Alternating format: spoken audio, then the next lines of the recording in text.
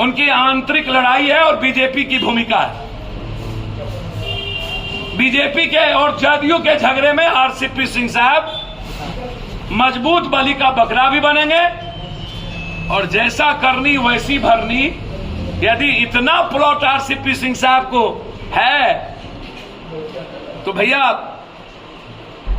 गुनाहगार तो हो आप पब्लिक। भाजपा में थे तब तक इनका पट्टा, इनकी जमीन बाहर नहीं निकली।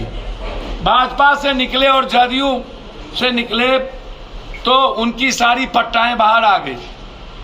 कोई नेता है जिसके पास 50-60 पट्टा जमीन का ना हो?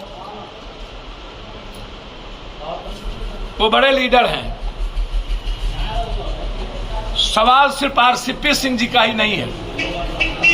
ये कैसी राजनीति और लोकतंत्र है कि जब वो भाजपा में थे तब तक इनका पट्टा, इनकी जमीन बाहर नहीं निकली।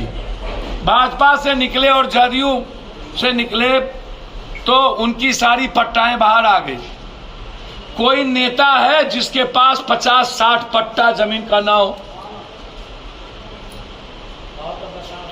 ये बात अलग है कि आरसीपी सिंह जी साहब ने चुनाव आयोग में हल्फनामा गलत दिया, उस पर क्या आप कार्रवाई करेंगे?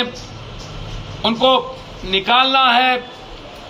जदयू के लिए यदि चैलेंज होते जा रहे हैं तो निश्चित रूप से जदयू भी रास्ता अपना निकालती है, हर पार्टी निकालती है। अब तो रिवेंज का मामला है ना नेताओं से। शिवसेना भाजपा में जब तक थी तब तक ठीक, और शिवसेना ने जब इस देश की डेमोक्रेसी को और सेकुलरिज्म को समझा तब भाजपा शिवसेना सबसे ज्यादा नफरत हो गया भाजपा के लिए।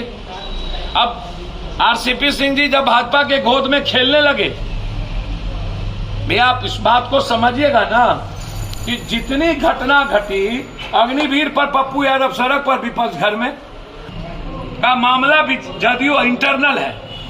उनकी आंतरिक लड़ाई है और बीजेपी की भूमिका है। बीजेपी के और जदयू के झगड़े में आरसीपी सिंह साहब मजबूत बलि का बकरा भी बनेंगे और जैसा करनी वैसी भरनी। यदि इतना प्लॉट आरसीपी सिंह साहब को है तो भैया गुनाहगार तो हो आप पब्लिक।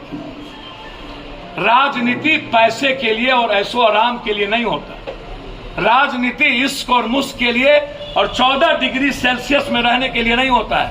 राजनीति का मतलब है 46 डिग्री। राजनीति का मतलब है 56 साल हुआ, 14 साल से लाठी खाना शुरू किया, आज भी लाठी और जेल और मरने की तैयारी में रहते हैं। डेली पार लड़ेंगे। एक तरफ अपराधी, माफिया नेता और पदाधिकारी का गठजोड़ के खिलाफ जंग है। इंसानियत के लिए जो खतरा होगा उसके लिए हम खतरा है।